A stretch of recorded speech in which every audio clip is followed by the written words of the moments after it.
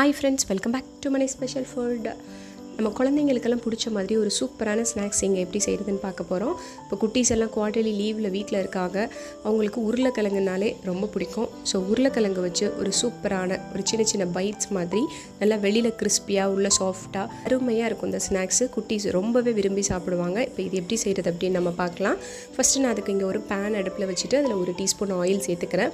இந்த ஆயில் லைட்டாக சூடானதும் அடுப்பை சிம்மில் வச்சுட்டு நான் இதில் 1 டீஸ்பூன் ஜீரகம், 1 டீஸ்பூன் எள்ளு, 3 பச்சை மிளகாய் பொடியாக கட் பண்ணது, 4 பல்லு பூண்டு நல்லா பொடியாக கட் பண்ணி நான் இதில் சேர்த்துருக்கேன். இது எல்லாத்தையும் சேர்த்து நல்லா வதக்கி விட்டுப்போம். ஓரளவுக்கு இது வதங்கி நல்லா அந்த பச்சை மிளகாய் பூண்டு ஃப்ளேவர்லாம் வந்த பிறகு நம்ம இது கூட மிளகுத்தூள் கொஞ்சமாக சேர்த்துப்போம். ஒரு 1/2 டீஸ்பூன் கிட்ட மிளகுத்தூள் நான் இங்கே சேர்த்துருக்கேன். நீங்கள் சில்லி ஃப்ளேக்ஸ் இருந்தால் அது கூட 1 டீஸ்பூன் சேர்த்துக்கலாம். சேர்த்து நல்லா கலந்து விட்டுட்டு இப்போ இதில் நம்ம தண்ணி சேர்த்துக்கலாம்.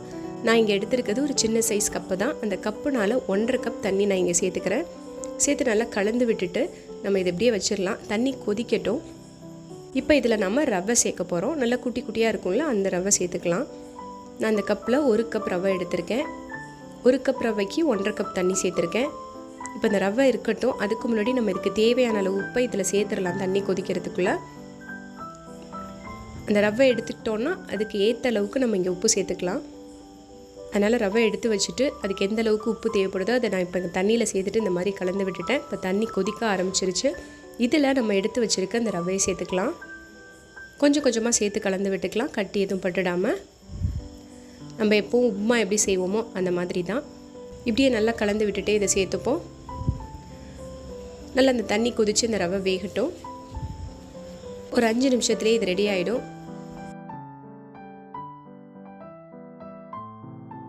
இப்போ நமக்கு இங்கே ரெடி ஆகிடுச்சு. ஸ்டவ்வை ஆஃப் பண்ணிவிட்டு இதை எடுத்து நான் ஒரு பிளேட்டில் சேர்த்துக்கிறேன்.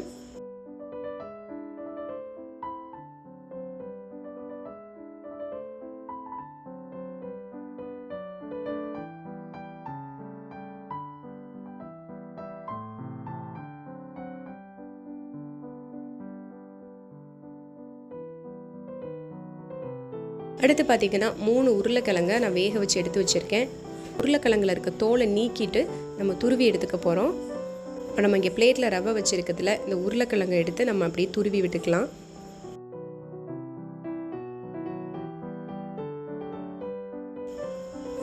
மூணு உருளைக்கிழங்கையும் நான் இங்கே துருவி எடுத்தாச்சு. அடுத்து இது கூட 1 பீஸ் சீஸ் நான் இங்கே சேர்த்துக்கிறேன்.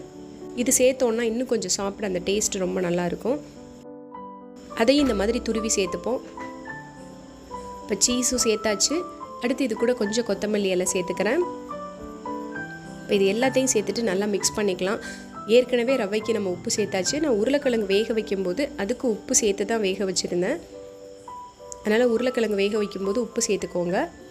இப்போ இது எல்லாத்தையும் நல்லா மிக்ஸ் பண்ணிப்போம். இதுக்கு தேவையான அளவு காரமும் சேர்த்தாச்சு. கொஞ்சம் பச்சை மிளகாய், அப்புறம் மிளகுத்தூள் சேர்த்துருக்கேன்.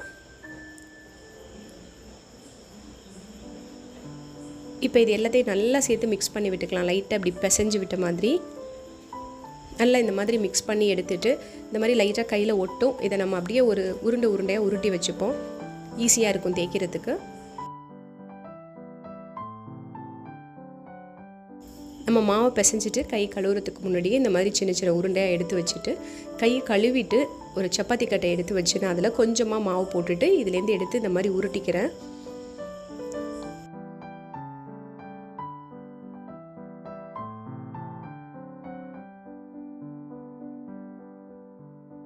இந்த மாதிரி உருட்டிட்டு சின்ன சின்ன பீஸாக நம்ம இதை கட் பண்ணி எடுத்துக்க போகிறோம்.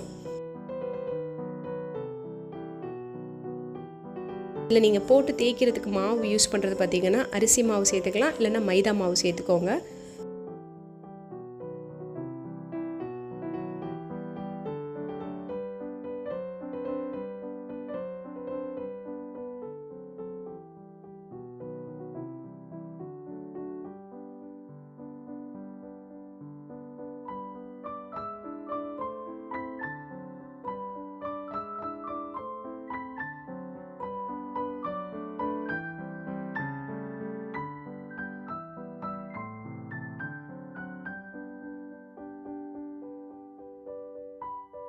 இந்த மாதிரி எல்லா பீஸையும் ரெடி பண்ணி வச்சுக்கலாம். இப்போ நான் இங்கே எல்லாத்தையும் ரெடி பண்ணி வச்சுருக்கேன். இப்போ இதை நாம் ஆயிலில் சேர்த்து பொரிச்சு எடுத்துக்கலாம். இங்கே ஆயில் சூடாக இருக்கான்னு செக் பண்ணிவிட்டு நம்ம சேர்த்துப்போம். ஃபஸ்ட்டு நான் ஒரு பீஸ் போட்டுக்கிறேன். நல்லா ஆயில் சூடான பிறகு இதை சேர்த்து பொரிச்சு எடுத்துக்கோங்க. இப்போ ஆயில் ஹீட் கரெக்டாக தான் இருக்குது. நான் மற்ற பீஸ் எல்லாம் சேர்த்துக்கிறேன். இது போடும்போது கொஞ்சம் ஆயில் தெரிக்கும், பார்த்து போட்டுக்கோங்க. ஒன்று ஒன்றா எடுத்து போடுறதுக்கு பதிலாக ஒரு கரண்டியில் மொத்தமாக எடுத்து நம்ம அப்படியே ஆயிலுக்குள்ளே சேர்த்துக்கலாம். சேர்த்த பிறகு அடுப்பை மிதமான சூட்டில் வச்சுட்டு நம்ம நல்லா பொரிச்சு எடுக்க வேண்டியதான். சேர்க்கும் போது அடியில் போகும், கொஞ்சம் வெந்த பிறகு அப்படியே நமக்கு மேலே வந்துடும்.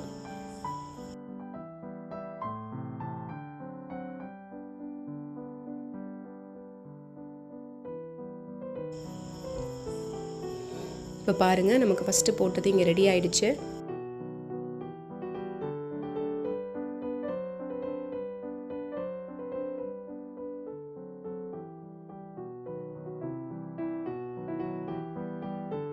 வெளியில் நல்லா மொறுமொறுன்னு உள்ளே அந்த பொட்டேட்டோவோட சூப்பராக இருக்குது.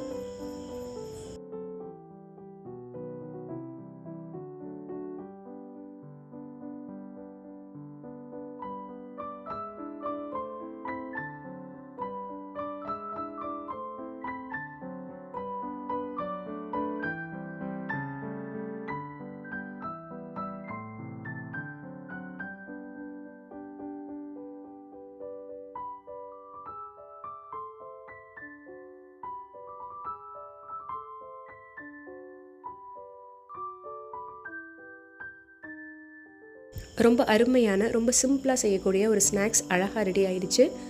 குழந்தைங்க கண்டிப்பாக ரொம்பவே விரும்பி சாப்பிடுவாங்க. நீங்களும் உங்கள் வீட்டில் ட்ரை பண்ணி பாருங்கள். இந்த வீடியோ பிடிச்சிருந்ததுன்னா மறக்காமல் மனை ஸ்பெஷல் ஃபுட்டுக்கு லைக் பண்ணுங்கள். இன்னும் சப்ஸ்கிரைப் பண்ணலன்னா சப்ஸ்கிரைப் பண்ணுங்கள். இதே மாதிரி வேறு ஒரு நல்ல ரெசிபியோடு நம்ம அடுத்த வீடியோவில் பார்க்கலாம்.